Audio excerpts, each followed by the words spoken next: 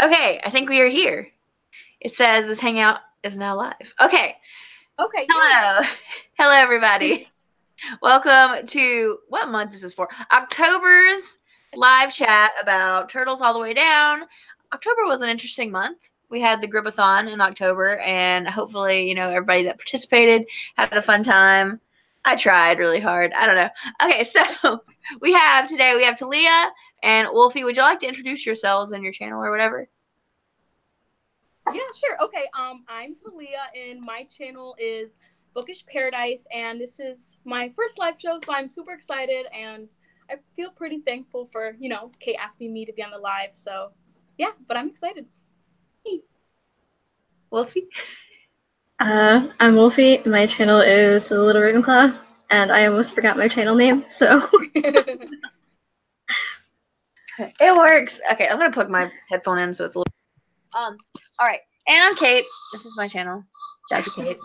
I run the Green Room Book Club. Okay, so let's just jump in. I know this is a little bit slightly out of order, but before we get started, what was just everyone's sort of rating for this, if you had one, or your kind of general thoughts on it? I kind of went back and forth with 4 and 4.5, so I'm kind of still there. I really don't know yet, but I'm leaning kind of towards 4.5 right now. But yeah, I really enjoyed it. I only had like a couple issues with it, but overall, I really enjoyed it. Okay. What about you, Wolfie?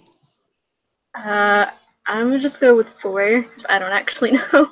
Yeah, it's hard to sort of rate these, because it's you're rating like the book quality, but also the representation and things like that. I don't remember what I rated it actually. I think you rated it 4 because I remember you posted on Goodreads. That helps me actually. Thank you. Because my Goodreads has been really janky lately. I've been trying to log in, and it'll log me in for a split second and log me out.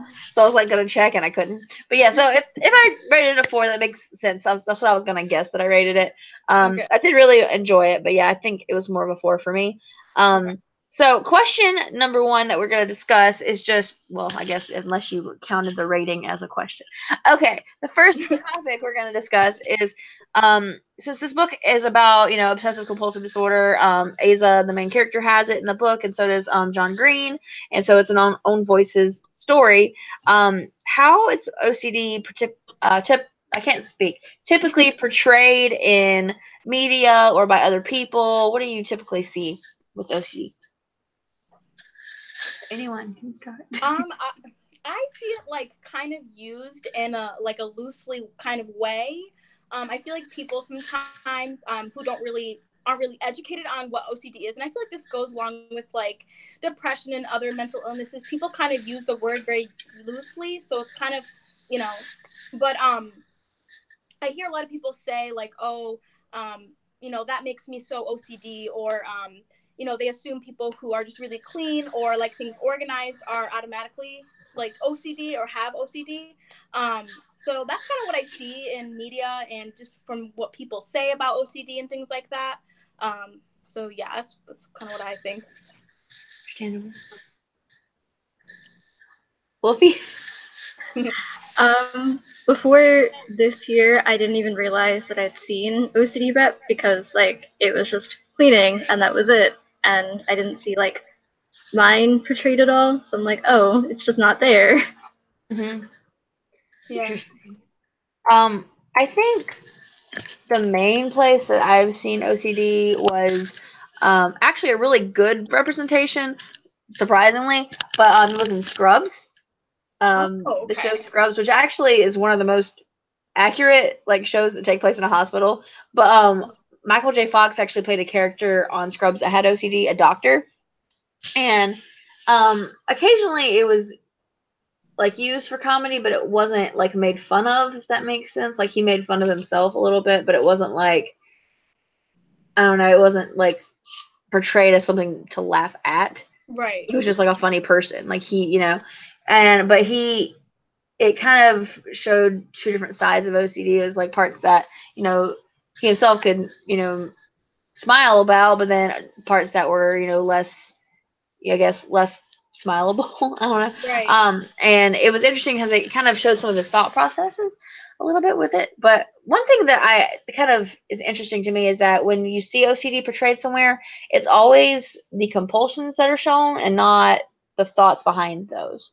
Right. The only place I think I've seen really the thoughts behind it is there was a show, and I think it was called Obsessed or something, and it was a group of people, and they all had that diagnosis, and they talked a little bit about the thoughts behind it a little bit.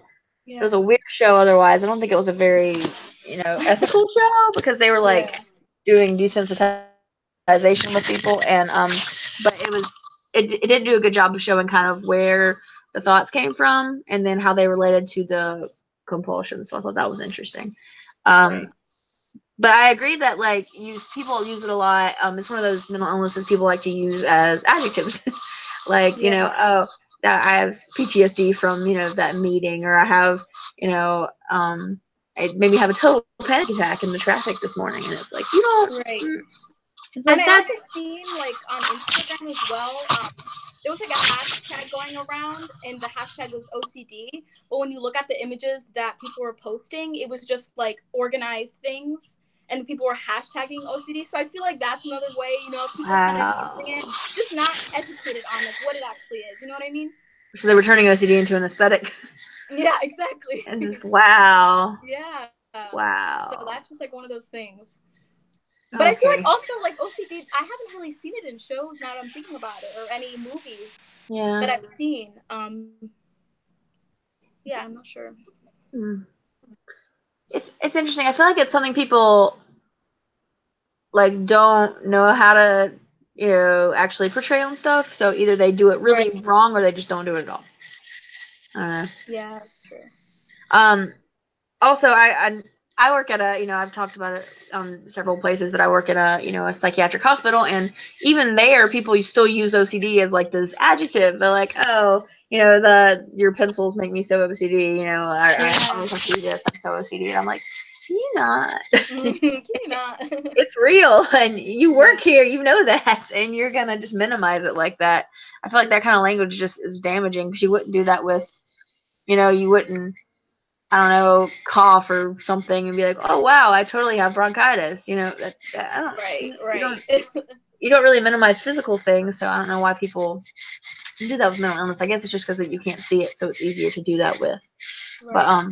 but yeah, But I it's feel like interesting that's that it's not why taken. books, people have been writing books about OCD, because it's easier to like write and like Mm-hmm. read their thoughts than like see it on TV. So that I kind of think makes you're sense. totally right. You're totally right. It's one that you have to be more into the mindset Yeah. rather than just seeing, because you only get half of it. Um, so I guess that leads into what are your thoughts on the OCD representation in this book? Anything? I don't know. Wolfie wants to go first. Wolfie, do you want to go first? No, I'm good. Okay.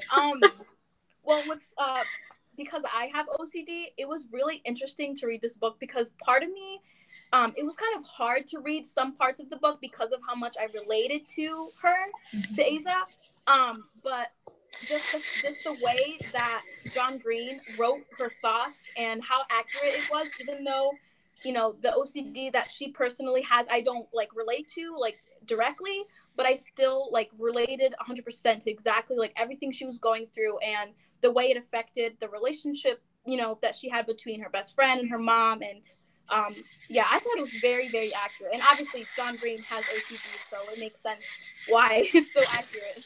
Yeah, totally. Wolfie, any thoughts on that one? I had to put the book down several times while reading it because of how accurate it was for me. So So it was Yeah. pretty strong. yeah. So I don't have the diagnosis of OCD. It's not one of mine. However, I do have some traits that are similar that my psychiatrist before has said that's part when I'm manic. I have more OCD tendencies, but it's not the diagnosis. It's just certain things. And a lot of times for me, it's more there's obsessions and there's compulsions, but they're not like connected that way. So when Aza, I almost forgot what her name was. I'm like, I remember Daisy's name, and everybody else is just whoever, main girl, boy, guy, and mom. But in Aza's case, like when she would start the thoughts would start spiraling, that's what I kind of related to the most. This is backwards. Because like when you're manic, your thoughts do that, and they just get busier and busier and busier. And also with my PTSD, the same thing happens. Like your thoughts can get really jumbled really fast and kind of get really intrusive. And I think that was in this when she mentioned the intrusive thoughts. Yeah. Yeah, and so that I related so much to, because intrusive thoughts are a huge thing with me. But I love the way that they kind of gave examples of that, and how she kept trying to sort of steer away, and they kept coming back. And the way that that was talked about, I thought was really great. I also really liked the fact that it was so specific about her thought process. Like it was always like her biome or C. diff and things like. I thought it was interesting how specific it was, because I feel like a lot of things don't do that so much. Yeah, I feel like you can kind of tell she's been doing her research about, Mm-hmm. her body and germs in general. You could tell that it really affects her. Her thoughts kind of make her research that kind of thing, those kinds of things. Yeah. And like she's always got that phone ready to kind of like check it and then check it again, if to make sure. I found that also with so I don't know if it can be considered self harm or not, but the finger thing, how she, that Yeah, I I kind of thought, yeah, I agree. I kind of felt like that was self harm. I wasn't Mhm. sure. I was like, Yeah, it's hard to tell, because like the intention was not. I don't feel like the pain part of that, but it was still harming herself in one way because of her emotional state at the time.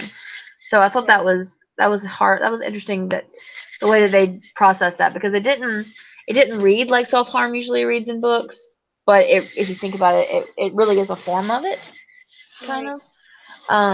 So that was interesting. Yeah, but And also when she drank the hand sanitizer, I think it was it the hospital scene when she's yeah, in the hospital? I feel That was right. honestly hard to read. That part was hard to read. That passage about her OCD and just her thoughts just attacking her, that was like the most triggering for me, at least. It was just very real. That part was really well done. I agree. And that also showed something about like in mental health, even professionals, how they can misread a situation occasionally, because they talked about how they thought she was an alcoholic, and they thought this and they thought that. And I thought that was interesting too, because I've seen a lot of that in my work, how people that I work with have easily misread something, and think that, oh, they're doing it because of this reason, when in reality it's probably something else. And so I did think that was interesting, in how realistic that part was. Um, yeah, and there was a couple of sort of examples I wanted to kind of bring up with this as well. Where is it? Oh, there's a line on page 27, and it says, "The things that make other people nervous have never scared me." And I thought that was nice to see, Yeah, because with with OCD, there's obviously a really pretty big anxiety component to that. And a lot of times when you see stuff like that, it's, oh, they're scared of everything, or they're obsessed with everything, rather than it being focused on something. right. Yeah, yeah. I forgot about that part. Oh, that was, like, she doesn't seem like she was scared, like, just to talk to people at all. Like when that guy was asking out her friend, and she was like, "I'm not seeing anyone right now." Like, she doesn't seem like scared to talk to people, or scared to do Right, a lot of things that I was terrified of doing. right, but right. but this one thing is pretty limiting for her. But let's see, what else was it? I also Um, thought it was relatable. The part, I don't know what page, I didn't put it down, but she was kind of doing a little flashback of when she was talking to her mom and she first found out she was diagnosed with OCD, and she said something like, "Mom, like I can't stop thinking about like these intrusive thoughts," and then her mom was just like, "Well, just don't think about that stuff, honey." And I feel like that was so relatable, because people who don't have it, like, you just think like, "Oh, why don't you just not think about it?" But that's not how it goes. If we yeah, don't, if we're able to not think about it, then we'd be fine. But I don't know. I found that part really interesting, and it really related to me. you're so right. Like, I thought it was interesting how she brought up being. She was like, other people can control their thoughts. What's up with that? And What's I'm like, it like? I would love to know what that's like. Yeah, right. Like, how do people just decide not to think about that? Also, that was an interesting point to bring up, because people that are reading this that have experienced mental illness are like, oh yeah, I've totally experienced that half of, people telling you not to think about something, and the people that have more control over their thoughts are looking at that thinking, oh, there are people that can't do that. Right. So I thought that is actually a really interesting point. Are there any other specific examples that you thought were relatable to OCD, or were just a really good sort of representation of that in this? Let me see if I could find it. I can't remember what page, but it's the part when her and Davis are like kissing, and she kind of has like this talk with herself, and she's kind of putting herself down, being like, like normal people can kiss, like normal people can like be in relationships and be fine with this, like normal people can do that. And I just felt like that was so relatable, because in her eyes, she doesn't think she's normal, and she thinks that she's just so different from everybody else.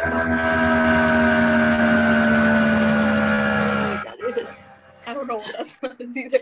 I think that's on Wolfie's side or somebody's side. I don't know. Yeah, that was me. I live really close. Okay. I live really close to the road, so like. Oh, okay.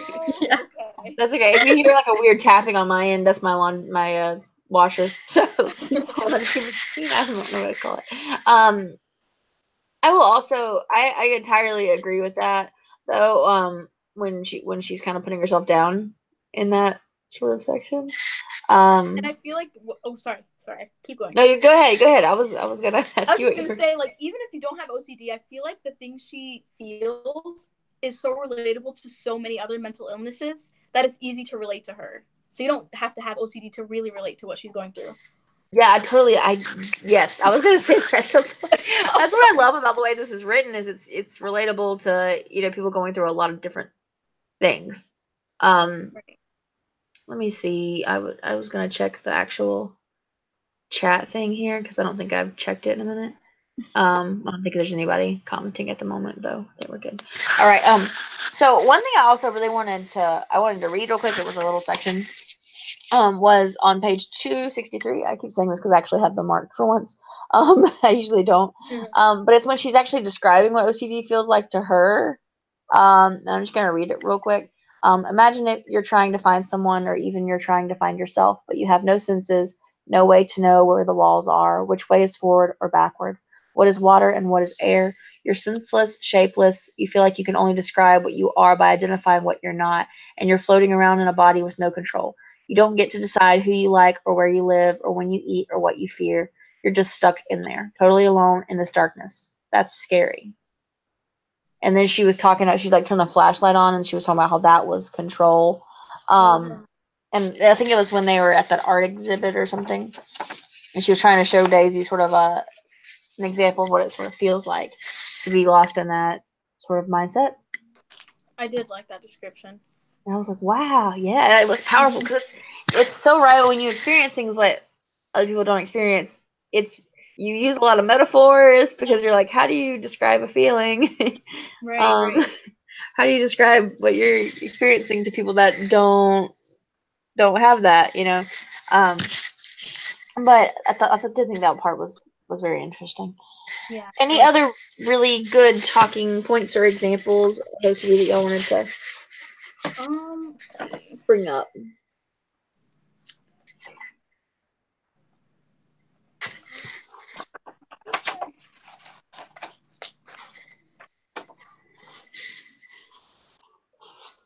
Oh, another thing, I don't know what page. I should have done page. Oh my god, I should have done page numbers. But Bye.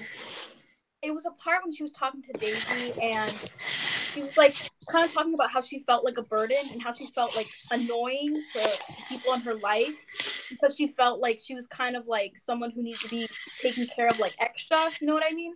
Yeah. And I felt like that so much, and I feel like that's another thing that a lot of mental illnesses can feel like, because you can almost feel like you're a burden to someone else, whether it be like a significant other or your parents or your friends, things like that. I just love that so much. I totally agree with that, because it's like your friends ask you what's wrong, and you're like, if I told you what's wrong, I feel like if I told you what's in my head, you would commit me right now.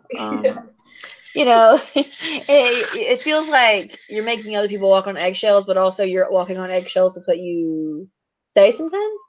Yeah. You know? But I totally agree with that. I don't know if y'all can hear, but there's like a lot of sirens happening outside right now. I live next to a fire station. So that's fun. And a big road. So I also wanted to say how where did it go?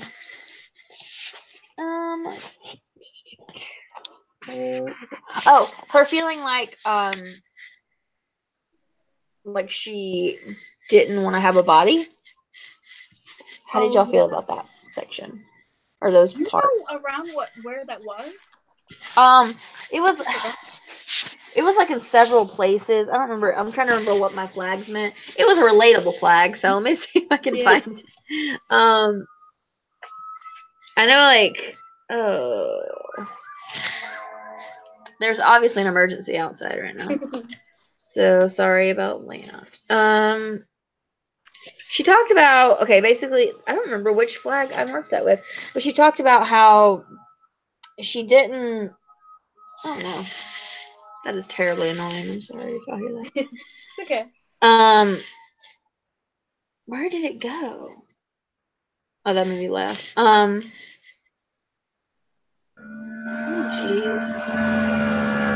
I guess we're good on noises. So yeah, you need to be somewhere noisy. That's okay. You need to be somewhere where there's all kinds of sound. Let's see. Let's see. I really can't find it, but she talked about how she didn't like want to have a body. She kind of felt like she wanted to just kind of, or like she felt like she didn't exist kind of sometimes. Oh yes, Yeah. yes, I do remember that part. She felt like was it like she felt like she didn't really have a body to her own? Yeah, that she was just like a parasite using the body, yes, or that part was really interesting. Yeah, I thought that was interesting because it was a little dysmorphic at the same time, you know, feeling like, you know, that body wasn't quite hers. Mm-hmm. And that I was like, yes, I relate to that because Yeah. I understand. When I see my reflection, I'm like, who is that person? And I entirely related to that. Yeah. But yeah. Any other thoughts on just any sections that were relatable or anything like that before we go to the next talking point? All right. That's it. Yeah. You got another one? No, I said I think that's it. Okay. Wolfie, do you have any other ones? No, I'm good. Okay, so the next part is just discussing the characters themselves.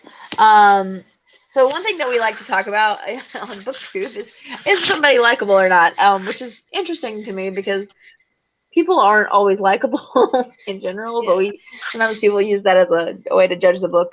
But anyway, so do we think that Aza was likable? I thought she was pretty likable, in my opinion. I agreed. I kind of feel like all the characters were pretty likable in some way or another. Yeah. But yeah, no, I felt like she was likable and relatable. I felt like I empathized with her. Right. And I felt like she was kind of a selfless person in a way, even though she is always in her thoughts. It's not her fault. And so I remember the part when this kind of goes into like whether I like think Daisy's a likable person. I have mixed feelings about Daisy. I don't know. But the part when they had that fight and Daisy was like, you know, you're selfish, like you never asked me about my life. And I just felt like, I don't know, like in my opinion, like that was kind of like not cool for Daisy to do that to her because she does know what she's going through and she's not a selfish person. It's not her fault. You know, she's not trying to be selfish. She's not trying to make it about her. So that part kind of like, oh, I don't know. I felt for Aza. I was like, no. Like I was so sad. I was like, no. That part made me so sad. I was just like, oh no, because she already feels that way, probably, you know. And yeah, exactly. She already feels like a burden, so just like verifying that thought, kind of. Yeah. But yeah, I totally agree with that. I thought she was likable. I thought she was interesting. One thing, this is just John Green's writing. but like everybody seems to have like a lot of I don't know. Their interactions are very like, you know how a movie trailer has all like just the good quotes from a movie or something. I don't know Yeah. if this makes sense. That's what it feels like when you read, like when I'm reading. I felt like it was kind of like a movie trailer, how there was like there's all the nice pretty spots, you know, Yeah. but it didn't. I don't. Some parts I didn't feel like were as deep as others, but I definitely feel like Aza was likable in my opinion, and I think she was Yeah. well. She was very congruent. She was very well, um, kind of constructed with there. Um, but yeah, let's go ahead and move to Daisy because she's the one that has got a lot of stuff to say Yeah. about. So, overall thoughts on Daisy? Wolfie, you The want to go best. first? She kind of reminds me of my ex-best friend in ways, which is terrible, but like I went through a lot of times where like my friend would tell me like how selfish I was being, and knowing that it was going to set off my anxiety, and like I already knew that and felt that way. So like it's like once you say that to somebody, you can't go back from it, and it's like it just sort of validates everything you feel, and like that's ultimately why we stopped being friends. So like I was getting a lot of vibes from her like that, Yeah. and part of why I had to keep putting it down. That's understandable. 100%. Yeah.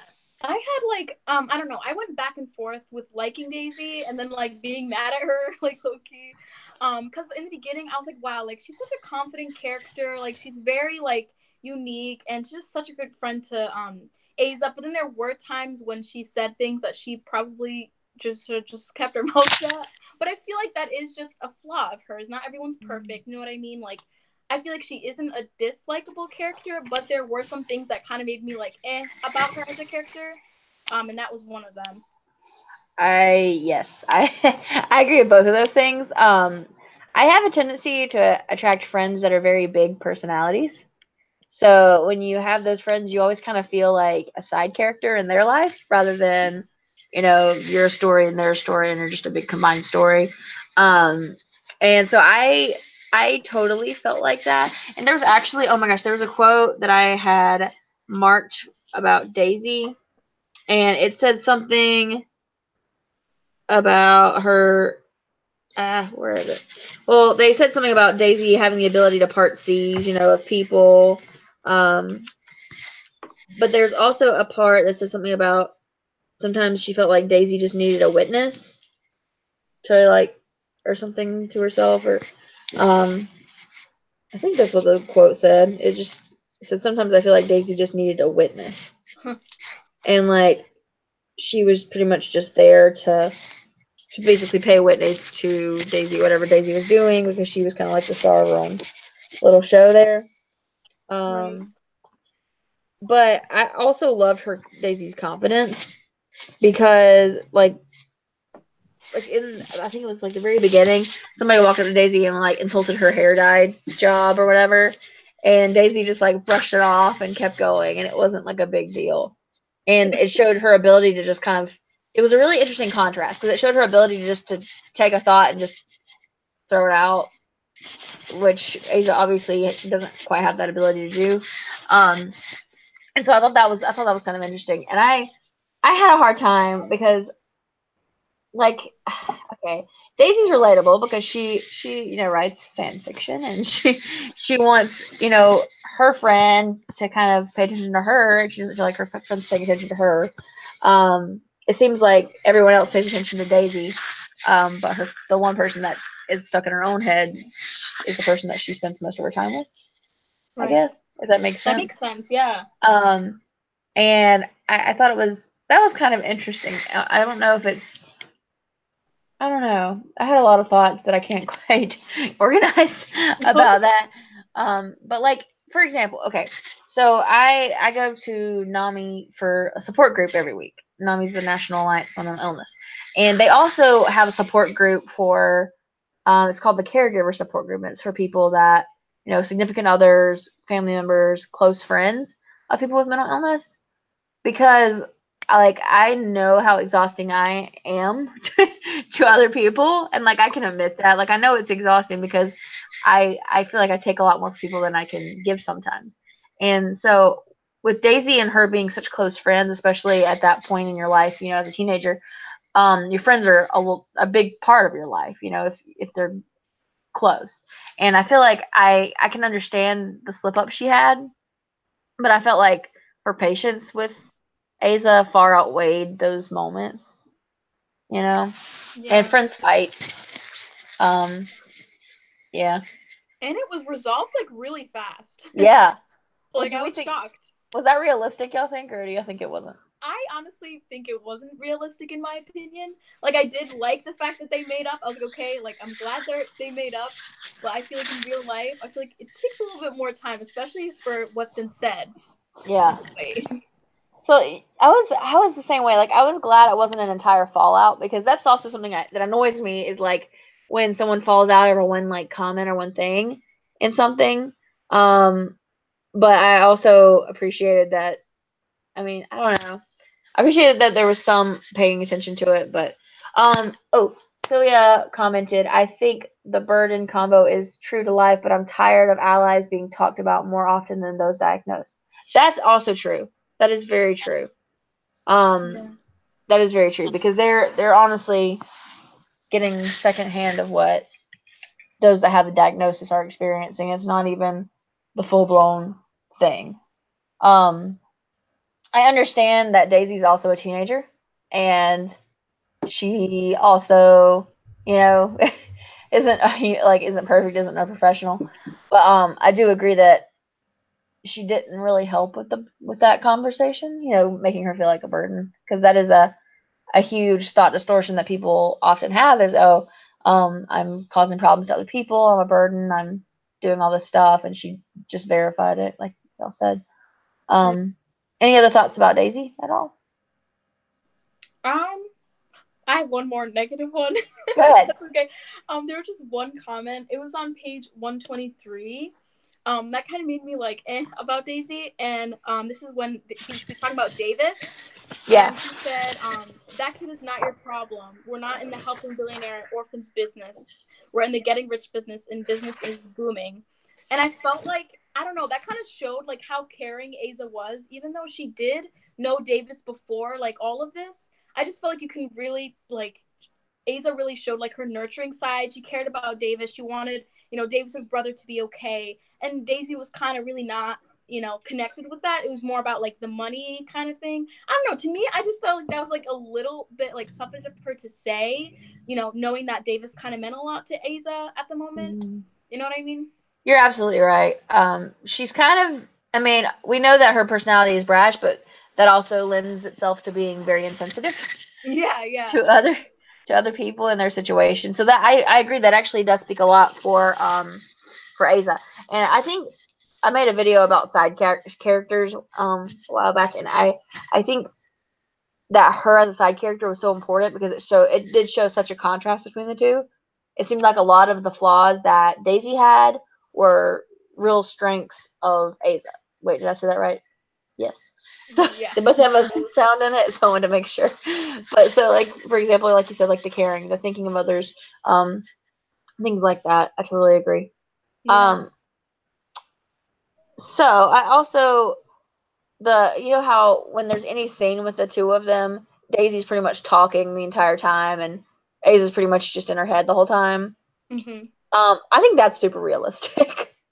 That is very realistic. Just like based on, I mean, my own experience with like those kind of people that have those big personalities, it's very much like, it's also kind of like a nice vacation, because you don't have to talk for a while. You can just kind of zone out. But then again, it can also be exhausting. I don't know. No, yeah, I totally agree with you. All right. My boyfriend, he's actually like very big, just like Daisy, like very big personality, like likes to talk to people, like is always like, hey, what's going on? Hey, and I'm just like following, like, you know, like I'm not like I'm literally an introvert, but like I feel like that contrast was really, really realistic. I feel like Asa kind of needed a friend like that. She kind of needs a friend like that to kind of be the voice, you know? That's true. I agree with that.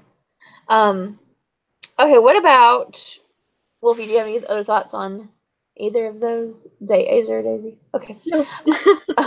The next one is Davis. So our millionaire youngster. What are the thoughts on him? Anything at all? I liked him. I liked him as a character. I wasn't sure if I was going to like him. In the beginning, I was like, I don't know if this guy's gonna be nice, you know. But I first saw him being turned out to be a really good character. He did. He really did. I also love that he would like to write because that meant that there are a bunch of pretty quotes from other people in this book. Oh my gosh, that made me so happy. I loved it. Didn't like his dad. Oh no. His dad's no. an ass. But the fact that he just like was gonna give all the freaking money to that stupid reptile. I don't even know what it's for. I forget the name of the reptile. It was Tatora? I don't know how you pronounce it. I don't remember how to pronounce it. I really don't remember how to pronounce it, but some reptile. Yes, it was some, and he was like obsessed with trying to like leave his legacy there instead of the legacy in his children. Yeah, that was weird. I did think there was a lot of detail added with that section, like with that part of the story that I don't know. I don't feel like I got as much from. I don't know. Like when. What do you mean? Like when they first went to Davis's house? Yeah, just like so. Okay, so I know like the side plot is the whole mystery thing, but it felt I don't know. It felt weird because either I don't know. Maybe it's because there wasn't like enough with the mystery itself. Them actually working on it that it felt kind of just there and not like cohesive with the rest of the story. Yeah, I can see what you mean. Yeah. I don't know. I felt weird, but also I don't read contemporary. Most of the contemporary I've ever read has been for this book club because there's more mental illness representation in contemporaries for the most part. But so like I'm not really used to a lot of contemporary, so maybe that's why. So I was like, ooh, mystery, and then I wanted more of the mystery, I think. But I don't know. I don't know. I do feel like I'm tired of male love interest of these books always having daddy issues. Yeah. But, you know, yeah. I feel like there should be other things that they should draw from. But I agree with that. Yeah. And but yeah. And I did like the little brother. I liked him a lot. Oh my gosh. I just wanted to like take him in. Like so bad. I wanted to hug him. Yeah, me too. Let's see. There was also something really funny he said that I just read it again and it made me laugh. Okay. When they're like, I think they're messaging, it's on page 170. They're like messaging with each other. And she's just telling him things that like she likes about his body and he's telling her things he likes about her body. And then he was like, I like your ass. I really, really like your ass. Is this okay? And she's like, yes. And then he goes, I want to start a fan blog about your ass. Oh my god, that part made me laugh out loud too. I was like, I couldn't stop laughing for a while. But also I liked it because it felt more like how people talk to each other. I don't know. Yeah. It made the rest of it more realistic, I guess, because it was just funny and people don't always, there's always gonna be humor. I just like people that actually put something that's actually funny in conversations in books because I feel like that doesn't happen a lot, and I feel like most relationships I've had with people, there's been like a lot of humor involved. So I'm just glad that there was like humor with, but then between the characters. Right. Yeah. That's so funny. There were a lot of parts that I laughed with like in this though. Yeah, John Green, like he does throw some humor in there. Yeah, and this is the first John Green I've ever read, so I was like, I don't know if they're all the same way or what, but I really did enjoy the majority of it. Yeah. Okay, how about the mom? How do we feel about her?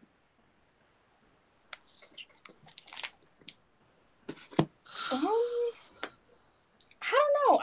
I liked her as a character. I don't know. I didn't really pay attention to her that much. I feel like throughout the book, I'm not sure why. Just other than like, how did you guys feel about like when she first met Davis? That was uncalled for. I was like, didn't know how to feel about that. I felt awkward, and I wasn't even there in the room. I felt really, like, agitated, but also, I don't know. And then when Davis started, like, did he start crying right there? I think so. He definitely, like, started sniffling or something.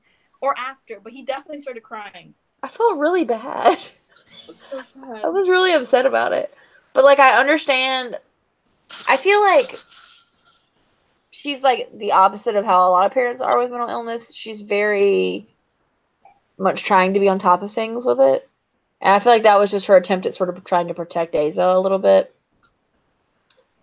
So, Yeah. it's hard because, like, parents can pretty much go one of two ways with that. They can just not care, or they can overcare. I feel like a lot of parents have a hard time finding that middle ground, you know? I did feel like she kind of, not suffocated Asa, but I feel like Asa felt suffocated by her mom's, like, love and obviously careness for her, but I kind of felt that through Asa. I agree with that. Like, I don't know if what was written didn't feel like suffocating, but Asa definitely, like, you're right. I think Asa definitely felt stressed out about it. But, you know, as teenagers do, you know, like with your parents, you know. What else? I'm trying to think of what else I was going to talk about with her mom. Oh, I have a mini story, very small story. But my mom did something very similar to that with a boy one time in high school. I never ended up dating the guy because he was weird. It wasn't weird. He was nice, but he was not. No, I didn't date anyone really. So guys are scary. Anyway, so we were in like the hall because I had band practice and he had football practice. I don't know. And so she like, I looked down the hallway and she's stomping up the hallway in her heels. My mom's like a fashionista, so she's like in heels and like her like white fur vest and her blonde hair all stylish and whatnot. And I didn't like when she came into the school because like a lot of the guys liked her. And she like corners this guy and I was like hugging him in the hallway. I was like, oh God, get off. And she comes and corners him and like asks him about his life plans and where does he work? What does he want to do with his life? That is so funny. I could feel your like cringiness. It was the worst thing. I just ran away. And then everybody was talking about it the next day. They're like, did you see her mom cornering that guy? And I was like, ah. And it wasn't the only time she had like done something similar, like not necessarily with a guy, but like the teachers or whatever, like come to the school and just nah. I'm like, can you not do that? I also like felt so bad for Davis because like he is a teenager. Yes. You know, he's not an adult. He's a little baby. Yes, I so agree. Like, okay, so that's one thing that I have a hard time with in a lot of these books is because the main characters are teenagers. I don't know if my standard for them is too high or too low. It's really hard to tell because I know that there's things that I said as a teenager that I would have yelled at myself now for saying. And I don't know, like, so sometimes I don't know if I should, like, judge them for certain things or not. So that kind of applies to Davis and Daisy. Sometimes I forgot that they're teenagers, you know? Yeah. I don't know why. I just, like, forgot. I'm like, wait, they're 16. Yeah, and it's like, ooh, I don't know, 16. I don't know how I would have dealt with that situation. Let's see, what else? Are there any, this isn't on our what I pre-discussed with y'all, but are there any, like, quotes that y'all really liked from the book? That y'all remember that you just really liked? As we all look to our books to see what's up with it. One. It's on page 9, and I think this is a flashback to when Davis and Asa knew each other before. Mm-hmm. But it says, anyone can look at you. It's quite rare to find someone who sees the same world you see. I really liked that quote. Yes. Oh, I love that. Oh my gosh. And that's, it's so relatable. When people have like a similar like experience to you or something and you feel like they just see you and they have your perspective. Right. I love that. You're right. That's a great, I didn't even mark that one. I wish I had. That's a great one. Any others there? Oh, I just found one.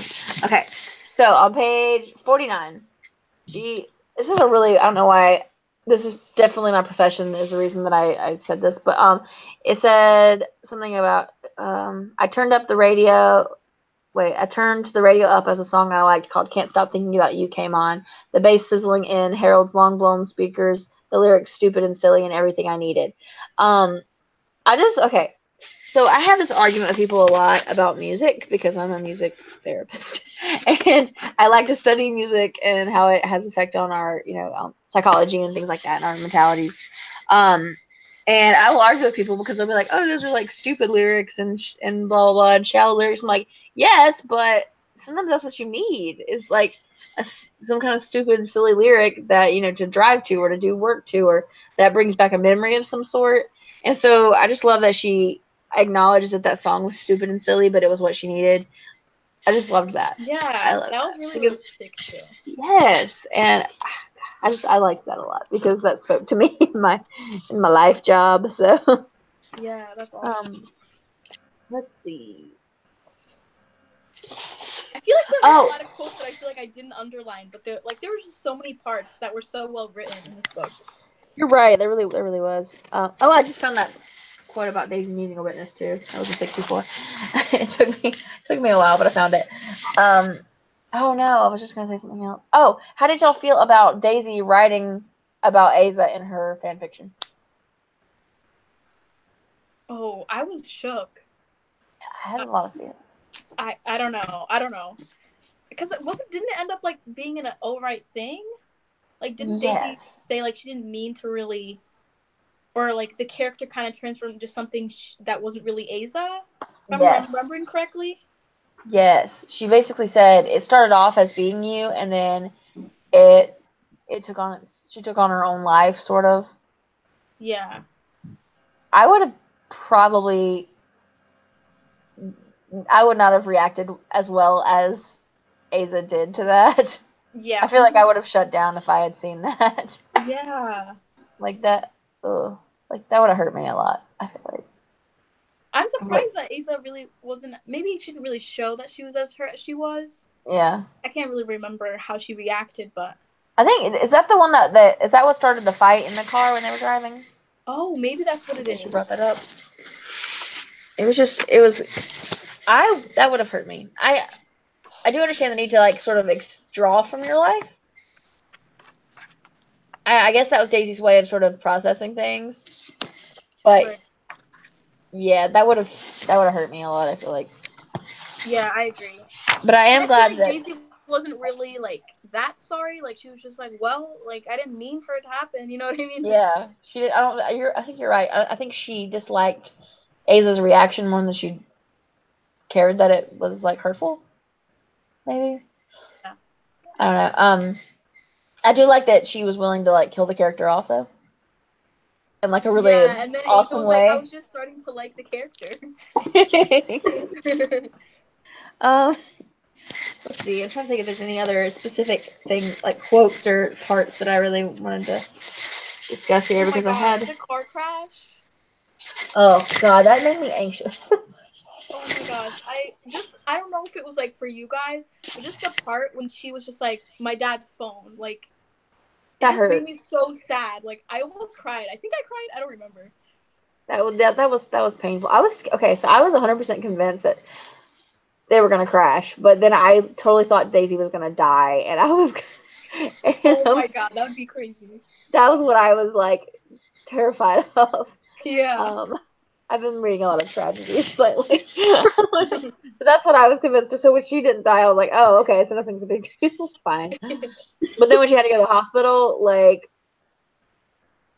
when I was little, I got hit in the face with a bat one time right here. And my, like with this kid, he was just playing, it was an accident. But, like, my head swelled up like this big.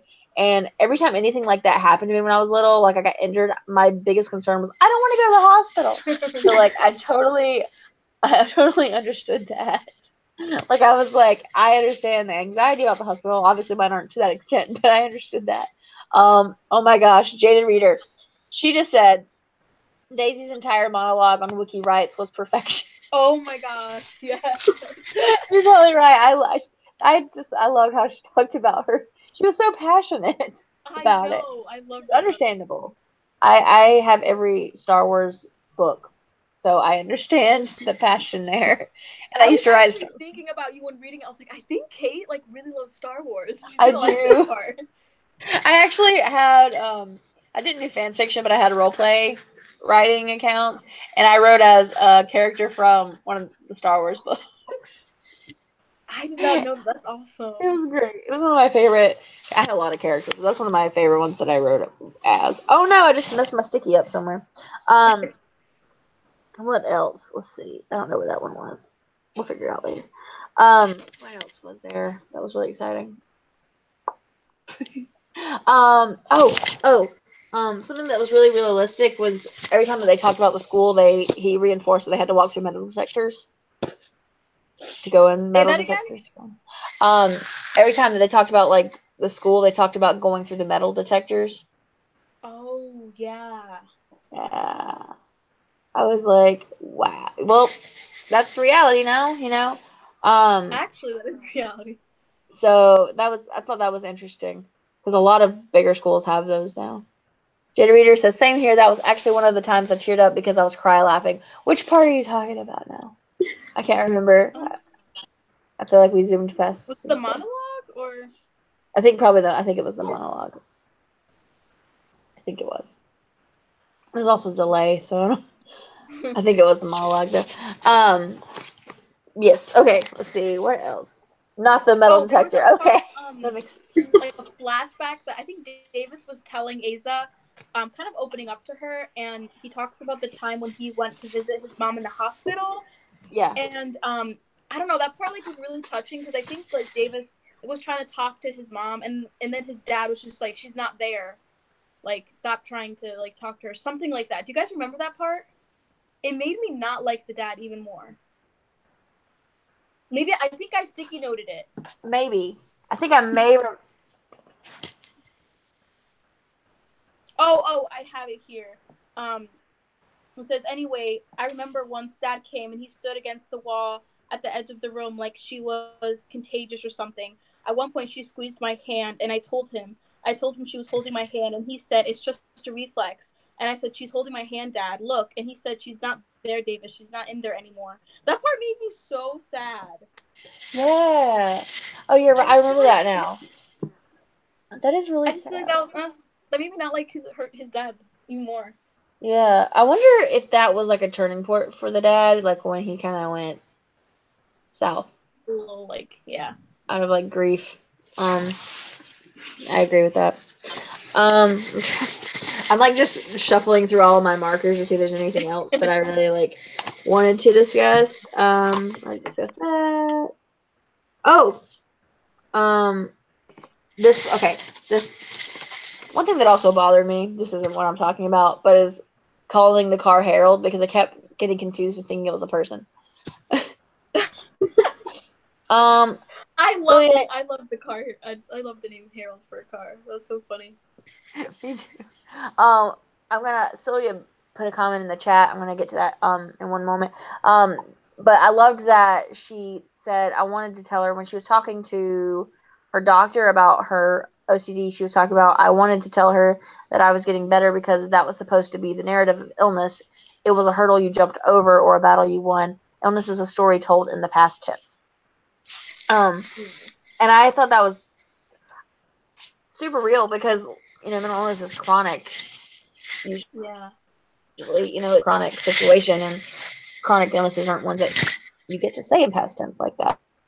Of an episode in past tense, but not of the illness itself. But Sylvia's question was, what do you folks think of the plot itself outside of the OCD? Anybody? Messy. Same. It's just kind of all over the place, so like I didn't really know what was going on half the time. Yeah.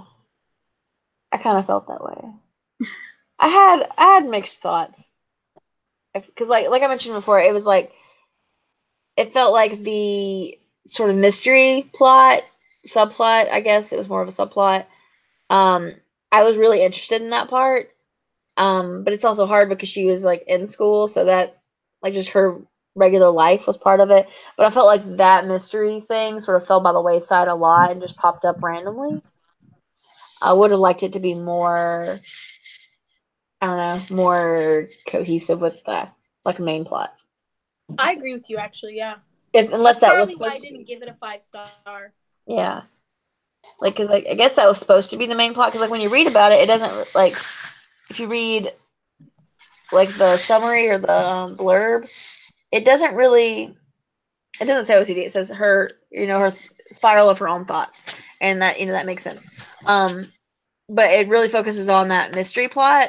But I felt like that it didn't really come up as much as I thought. But of course, that's also the nature of when you live with an honest that other things sort of don't feel as tuned in as your own thoughts. But I would have liked to see her, doing those, trying to that detective work, trying to figure out the mystery a little bit more, rather than it just kind of being occasionally popping up. But Yeah, I remember when they first like started like investigating, and Daisy's like, what do you have so far? Like, I loved reading that part. Like, I wanted more yeah, of that. I definitely wanted that. I wanted them to like go places and research more often, I guess. I don't know how you guys felt about them like accepting the money that Davis gave them. I would I have. don't know. It felt a little unrealistic to That me. felt super unrealistic. Um, I don't know. I agree. It did feel super unrealistic. I would have been suspicious and scared, but it felt like Davis's money was very like unlimited. Mm-hmm. Like it wasn't like he was just a rich guy. It was like he was filthy rich. He had his own theater room. He gets all the movies when they come out. He has this crazy dome thing that does all this stuff, and he has all this money. And I definitely would have taken the money. But Jade Reader says the third friend slash Daisy's boyfriend seemed kind of random. I totally agree. The Me mystery, too. it kind of felt solved 90% of the way in the beginning, and then the last 10% at the very end. I kind of agree with that. It kind of was just lumped in there. And she Yeah, said that I would have super accepted it talking about the money. Yes. I agree. I just like, I Same. don't know. Maybe it was the way that Aza's mom kind of reacted to her accepting the money. Yeah. I don't know. I feel like my mom would have been like, "Whoa, like you're 16. We need to figure out how we're gonna, you know." I entirely agree. Like I feel like I would have been scared to take it. I feel like I would have ended up taking it, but I don't know. It's just one of those things. Same. Like I definitely don't have enough self control to be like, oh no, I don't want a buttload of money. And then take it, of course. I mean, I guess I get if you're gonna pull my you arm, don't need it. you're gonna twist my arm. Let's see. Oh, I finally found the part where she said she doesn't like living inside of a body too, that I was looking for earlier. It was on page 104. She said she just doesn't like living inside of a body. Oh, So okay. that's what she said there. Um, and that's something I related to because I'm like, I feel like that a lot. Like anytime I'm doing anything like to my eyebrows, I'm like, I wish I didn't have eyebrows. And then I was like doing something else. I was like, I kind of wish I didn't have a nose, and I kind of wish I was just like a spirit blob and That is not so this relatable. person. I was like, I just want to exist and not have the body because the body doesn't feel like me. I don't feel really connected with this thing that I'm in. Um, yeah, I don't know. Yeah. I think it's also partially a religious thing because in like my church they always emphasize that you are a spirit, you have a soul, and you live in a body. And that's how like we sort of thought of stuff in my church growing up. So I think that's part of the reason I feel kind of disconnected from my body. Yeah. But that's just me.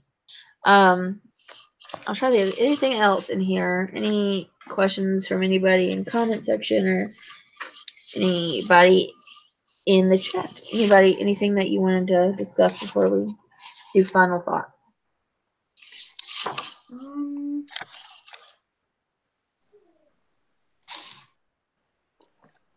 I kind of felt like Davis and Aza were like really related to each other, and the fact that they both didn't have like a certain parent in their life. Yes. Like Aza with her Yes. dad passing, and then I feel like Davis obviously with both parents, but I feel like they really connected. And then like I feel like Davis would say certain things that completely related to Aza's OCD, and she was like, yes, like I feel that, but he didn't have OCD, that was just how he was feeling. I just like that they really like connected. Yeah. Like that. I also think that it was nice that they showed that he could experience that same thing, but also not have the diagnosis. Yes. Because a lot of people, like we mentioned at the beginning, people will like say, "Oh, I'm so OCD," and you can experience like a thought or something like that without having like the diagnosis, and then without minimizing the diagnosis by using it that way. And then a viewer, an unnamed viewer, said, "Why did you choose this one?" The book was actually chosen by voting. There were 3 different books, and this was the one that was chosen through the voting. I actually did not vote for this book. I haven't. None of mine have won until the one that's next month. Did either of y'all vote for this book? I think I did. You did? I think I did too. I owned it. Yeah. I didn't even read it. Yeah, it's really popular. So I wasn't super surprised that it won. In fact, I'd already bought it, so I was like, I assumed it was gonna win. You're welcome. And then Sylvia said, "What do you folks think of John Green as an author after reading this? How does it compare to other works of his you've read?" This was my first John Green. I don't think I'll read John Green often because I'm not really a contemporary person. And it's just not the style that really, it's not kind of style that really captures me personally. I think he lives up to what I sort of expected from him. Not that it was a bad thing, but it was kind of what I expect it to be. Kind of like if I see like a really fancy dinner and I know it's not something I'll like, I know someone else might enjoy it, but I can see why they might enjoy it, but it's still not my taste. That was kind of my thoughts on him in general. So, what about y'all? Any thoughts? John Green's really hit or miss for me. So I've read 2.5 books, other books of his. Like I picked up I don't remember the name of it, but like nobody else liked it, and I ended up loving it, which was weird. But then I listened to the first 5 or so chapters of Paper Towns, and I absolutely hated it. Mm-hmm. And everyone's like, "Well, you keep going, and it'll be fine." I'm like, "No, I don't like it." Which one was the one you liked? I think it's called An Abundance of Catherines. Oh yeah, okay, I've heard of that one. And like, I get why people don't like it, but I really enjoyed it. Yeah. What about you, Talia? Yeah, I kind of agree with you. John Green is like hit or miss with me as well. I personally like didn't like Abundance of Catherines that much, but then I liked Looking for Alaska, and then like I don't know, it's just like hit or miss. So he's not like my favorite author, but I feel like this book is definitely like one of my favorites by him for sure. Oh, okay. I can see why the people that have talked about liking this book a lot did. I can understand that, and I think it was really good representation. I think it was, but I didn't really enjoy the plot as much, I guess, personally. But I did enjoy the representation, the way that was written. So that made it a higher rating for me than it might have been if it didn't have that, if it wasn't good with that on that side of things. Yeah. Yeah. Any other questions at all before we wrap up? I think no. All right. So are there any things that anyone would add to the book? And this is Chad, this is us, anyone. Anything that you would add to the book if you could, or change about the book? I personally wanted to hear a little bit more about Daisy's background. I don't know if you guys felt the same way. I don't know, like when she had the fight with Aza and she was like, well, I think this was a different fight. I'm not sure, but she was like, you don't know what it's like to be poor. Like you don't know what it feels like. And I wanted to like kind of know like what she was going through. I feel like John Green didn't really like expand on Daisy's like life. You know what I mean? Yeah. I don't know. I kind of wanted to hear more. I was very interested. Yeah, because we got a good background on Davis. Yeah. And we obviously the whole thing is Aza's story, but it would have been nice to kind of know more about where Daisy's perspective was coming from. All we really know is that her family's not as well off financially. So I needed a bit more of the burden convo personally because he touched on the tip of it and didn't dive deeply enough. I could see that. Did y'all get that? Yeah. Yeah. Um, Yeah, I agree. I definitely agree with that because that is a huge conversation that is pretty frequent. I feel like in most, any kind of interpersonal relationships when there's someone that has a mental illness in that relationship, or even a chronic physical illness. There's that feeling of being a burden. And then she said, I also felt like the book was just really short in general. That makes sense, actually. I feel like if it was longer, they probably could have gone more into those, like the mystery aspect. They could have gone more into characters. They could have built relationships a little bit more Yeah, I agree. steadily, I guess. Which also, it might have made that fight, like you mentioned, Leah, with Aza and Daisy, that fight might have had a little bit more of a fallout situation before they kind of made up a little bit. Yeah. Because you're right, the kind of making up section didn't really feel like they understood why they fought. It felt like they just decided to stop being mad because they didn't want Right. to be And mad just anymore. kind of let it go. But I feel like those wounds are still there, you know? Yeah, like I know if any fight I've had with my friend, if I bring it up and they're like, oh, and then we just kind of put it under the rug, it's still there and it still hurts when you think about it unless they understand why it hurt, or if they discuss that. Right. All right. Um, Wolfie, is there anything you would add to it? Not that hasn't already been said. I don't know if there's anything else I would have added really. Definitely the mystery. I wanted more. I wanted more of that so bad. Yeah, I agree with that. And Celia says, I love this book club. Thank you, folks, for live showing. You're welcome. I would love to have you on a live show soon in the future. It'd be awesome. Let's see. Okay, I think that's all. Any overall final thoughts before we sign out? I really enjoyed it. I feel like people should give it a try, even if you're not a John Green fan.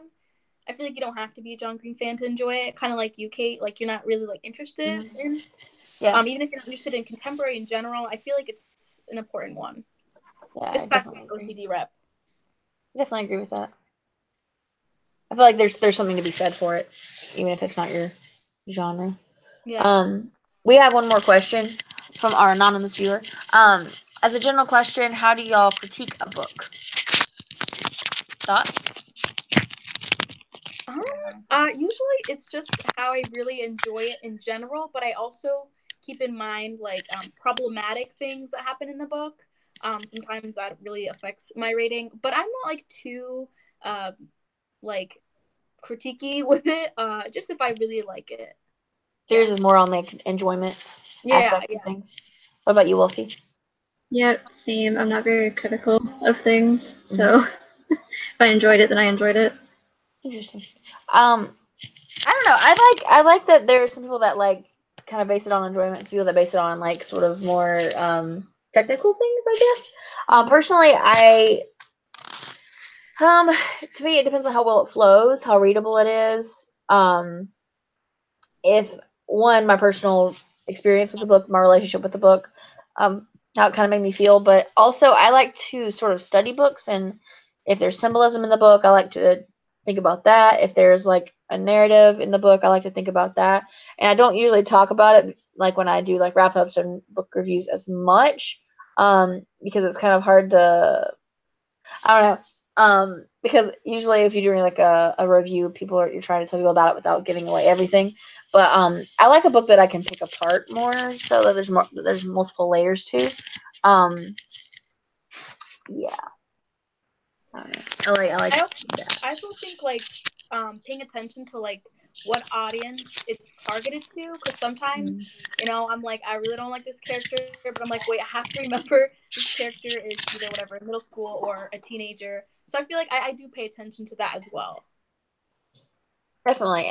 I agree with that because when I don't read a lot of middle grade, but when I do, it's usually like creepy middle grade or like I like to read Serious Unfortunate Events. I've been reading that. I read that all of October. The City of Ghosts, Coraline, things like that. I like to read creepy middle grade because I can't handle like creepy adult apparently. But I love that, and I like to think about how appropriate it is or how necessary it is for the age group, like with Coraline, and it's really about being brave, and that's something that I think a lot of people need to understand with that bravery. It's not being scared. It's about being scared and doing things anyway because it's necessary. So I definitely think about when I'm critiquing like the overall sort of purpose of it, the atmosphere that is created, the words. I love words. So if like I just love words in general. Like if it's cool, like the vocabulary is really artistic, or the words are really well chosen. I guess it's a weird thing to Yeah. say because it's literally just a collection of words. But like, I really relate to that, and I kind of like to critique that if it's something that felt significant to me or not. So Yeah. And yeah. also if it feels realistic. That's another one that I really pay attention to. Yes, you're totally right. I love that aspect as well. Yeah. Love thinking about that aspect.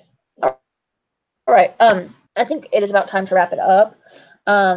But I do want to thank both of you so much for doing this live show with me. Is there anything that you would like to say before we head out at all?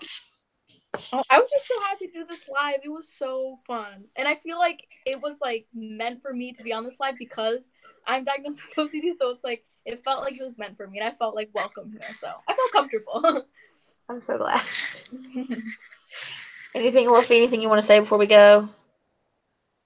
Nope. Nope, you're good. Well, I'm so glad that you both joined me because I really wanted representation here to talk about this book, and I wanted people that seem to have really good thoughts about things, and I'm glad you were both here. Thank you so much for joining me. And then of course, don't forget next month we are reading The Bell Jar by Sylvia Plath. We're doing a little bit of a classics situation because we mostly have been reading contemporary, so I definitely really wanted to read something a little bit different. I need a break. So we're gonna do some classics, and we're gonna kind of be a little bit more critical of that and see kind of what the purpose was, how it's affected things, and all that good stuff next month. So thank you both for joining me, and we're gonna go ahead and sign out. So bye. Bye guys. Thank you.